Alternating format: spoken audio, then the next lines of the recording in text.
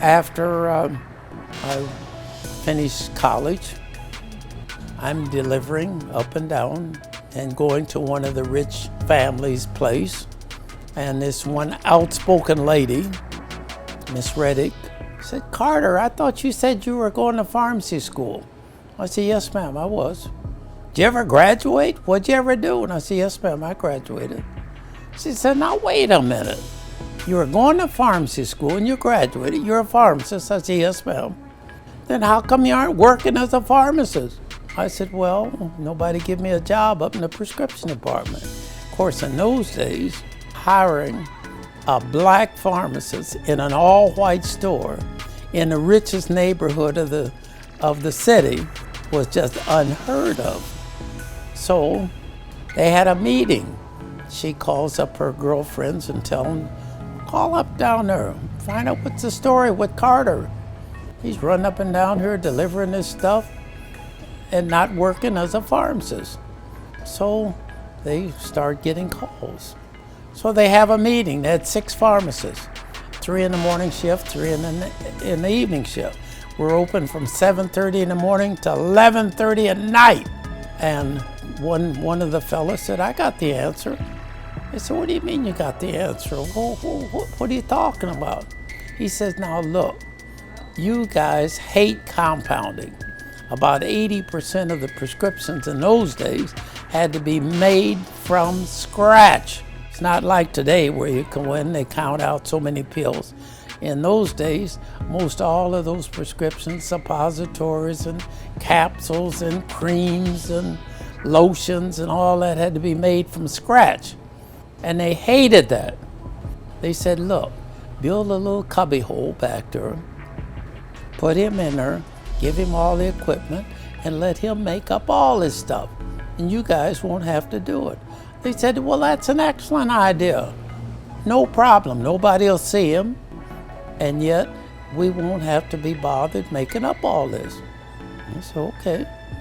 They didn't know that's exactly what I wanted, because I always had in the back of my mind, I would like to know more about compounding so that someday, if I'm fortunate enough to get a store of my own, I will have the knowledge on how to make my own preparations. So, after about 3 or 4 months of taking charge of all the compounding, one of the leading doctors in the city, Dr. Crotty, and he'd have all these different creams made for all these different problems. And after 3 or 4 months, he gives the owner a call. Who's making up my creams?" And he said, "Oh, well, he's a new pharmacist, but he's just recently out of school, and he's going to get better, and things will get better. Just be patient and all." He said, "That's not what I'm talking about." He said, "I just wanted to let you know they're working better than they ever worked. Congratulate him." Oh, Lord. That was just like taking a knife, sticking it right in his heart. He said, "Dr. Crotty called. He said to tell you that creams are working better than they ever worked." I said, "Oh, good, wonderful." And he said, "Congratulate you." Went downstairs, never saw him the rest of the day. But that just shows you, fellas, what you can accomplish. See, instead of being upset, "Oh, they put me back here in a corner." No, you go back there and you do the best possible job that can be done, and you will get your reward. At that time, the President CEO of Mutual of Omaha, I think you've always heard of that place. They're just a few blocks down from us on Dodge Street. VJ Scott had a terrible skin disease. His face looked like raw beef. And I started making up his creams for him. And he was telling Chris, the owner, he said, "Boy," he said, who makes up my creams?" He said, "Oh, Carter, he's a new guy." He says, "Good. I don't want anybody to make them up for him but him from now on." He said, "Because it worked better than they ever worked." See what I'm saying? Instead of spending your time, spinning your wheels, upset because maybe you feel that you've been abused or shown some prejudice. Or no.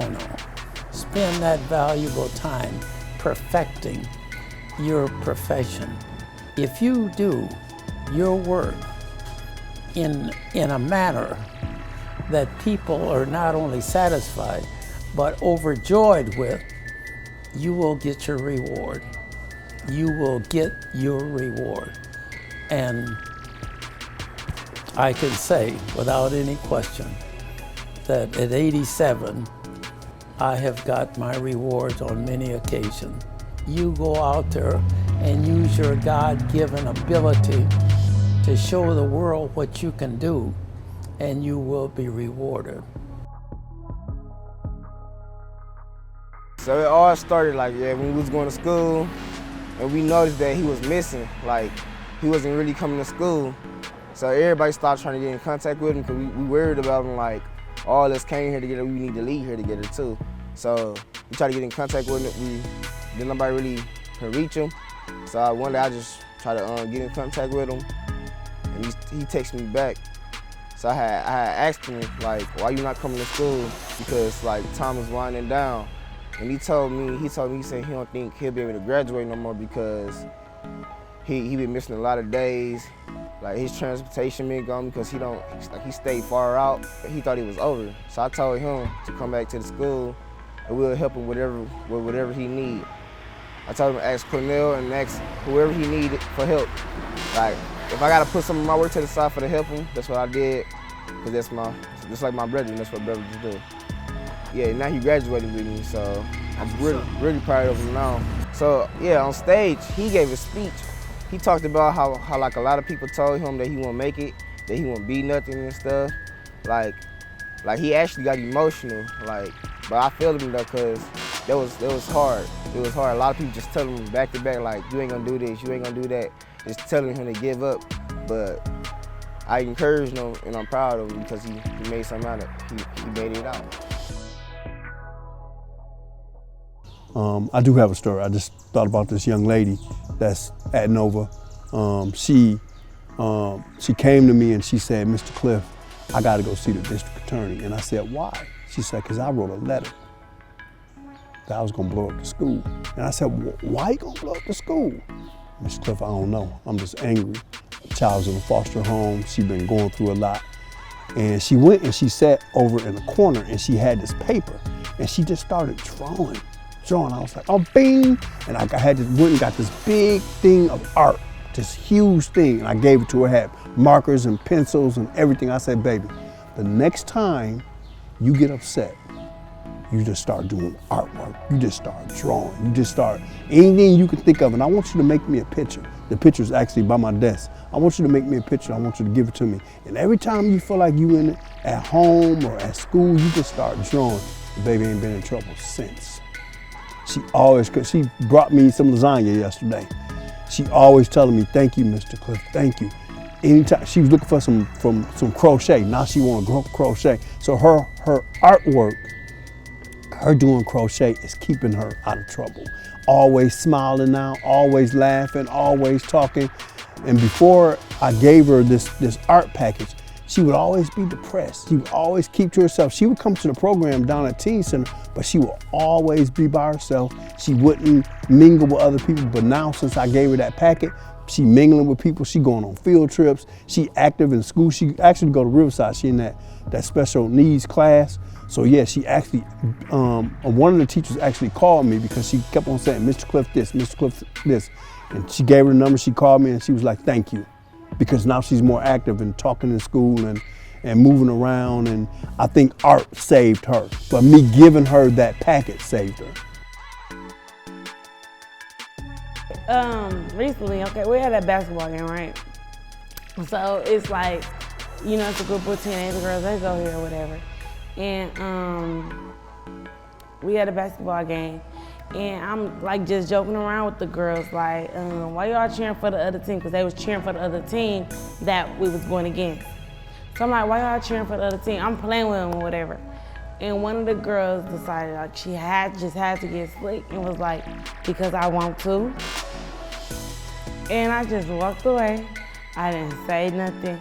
Me, I would have probably made it a real big issue. You don't gotta get slick, and then she would have something slick to say, then it would have been on from there. I mean, I'm not a fighter like that, but I feel like people be trying me sometimes, and I'm just now starting like to control my attitude and stuff because Miss Glenn, my cousin, so I'm thankful for them, you know. They helping me out. I really think she's a blessing, and Miss Glenn, they really is a blessing. And of course, my grandmother. Yeah, me and my grandson went to the movies. I try to take my grandson to the movies at least once a week. And we happened to go to the movies one particular Saturday. Me, him, and my great nephew, and my play son, Denzel. So we was at the movies and my grandson kept irritating me, talking about that man is a basketball player. I'm not a sport watcher. I mean, if it's a game going on, I'll watch it, but I'm not really deep into sports. And so he was telling me this man's name and I was like, I don't know. So I walked my grandson over there to him. And this man was really polite. And I think his name is Giannis.